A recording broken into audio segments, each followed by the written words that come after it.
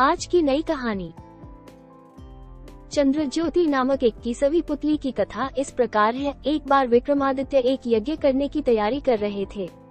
वे उस यज्ञ में चंद्रदेव को आमंत्रित करना चाहते थे। चंद्रदेव को आमंत्रण देने कौन जाए, इस पर विचार करने लगे।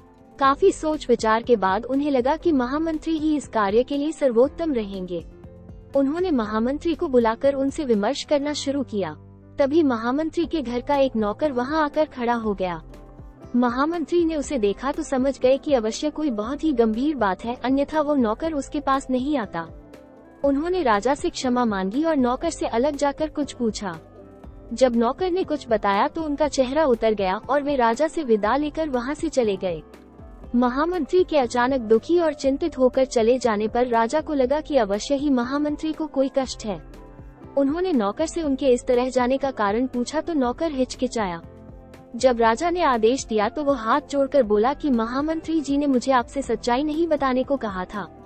उन्होंने कहा था कि सच्चाई जानने के बाद राजा का ध्यान बन जाएगा और जो यज्ञ होने वाला है उसमें व्यवधान होगा।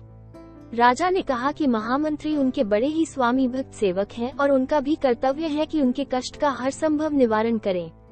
तब नौकर ने बताया कि महामंत्री जी की एकमात्र पुत्री लंबे समय से बीमार है। उन्होंने उसकी बीमारी एक से बढ़कर एक वैद्य को दिखाई, पर कोई भी चिकित्सा कारगर नहीं साबित हुई।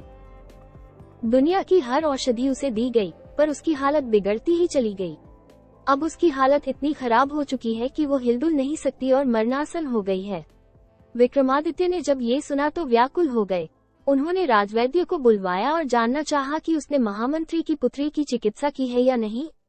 राजवैद्य ने कहा कि उसकी चिकित्सा केवल ख्वांग बूटी से की जा सकती है। दुनिया की अन्य कोई औषधि कारगर नहीं हो सकती। ख्वांग बूटी एक बहुत ही दुर्लभ औषधि है जिसे ढूंढकर लाने में कई महीने लग जाएंगे। राजा विक्रमादित्य ने ये सुनकर कहा, तुम्हें उस स्थान का पता है जहाँ ये बूटी मिलती है? राजवैद्य ने बताया कि वो बूटी नीलरत्नगिरी की घाटियों में पाई जाती है, लेकिन उस तक पहुंचना बहुत ही कठिन है। रास्ते में भयंकर सांप, बिच्छू तथा हिंसक जानवर भरे पड़े हैं। राजा ने ये सुनकर उससे उस बूटी की पहचान बताने को कहा। राजवैद्य ने बताया कि वो पौधा आधा नीला आधा पीला फूल ये होता है तथा उसकी पत्तियां लाजवंती के पत्तों की तरह स्पर्श से सकुचा जाती हैं। विक्रम यज्ञ की बात भूलकर ख्वांग बूटी की खोज में जाने का निर्णय कर बैठे। उन्होंने तुरंत काली के दिए गए दोनों बेतालों का स्मरण किया। बेताल उन्हें आनन फानन में नीलरत्नगिरी की ओर ले चले।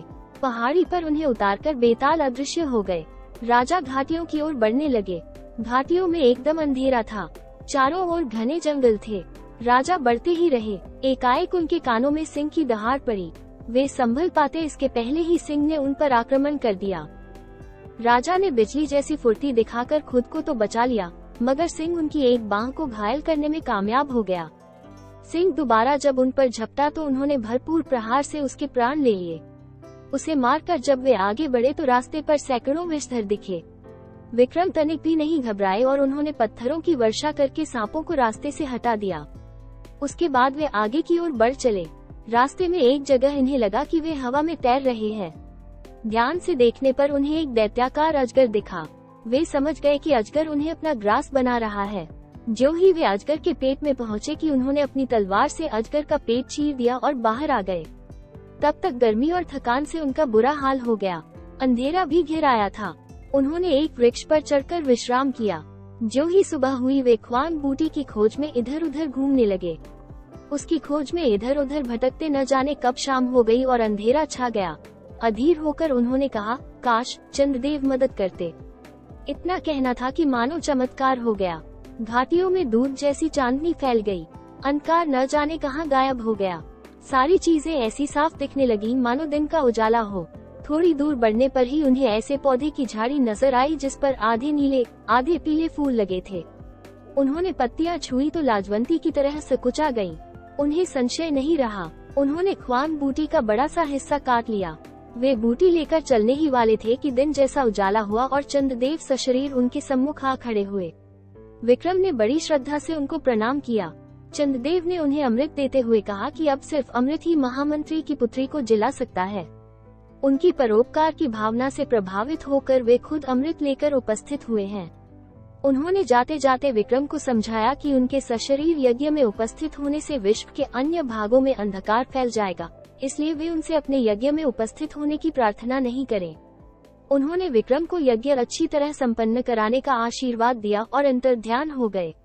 विक्रम ख्वान बूटी और अमृत लेकर उज्जैन आए।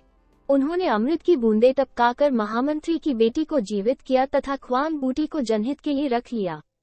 चारों ओर उनकी जय जयकार होने लगी। राधे राधे।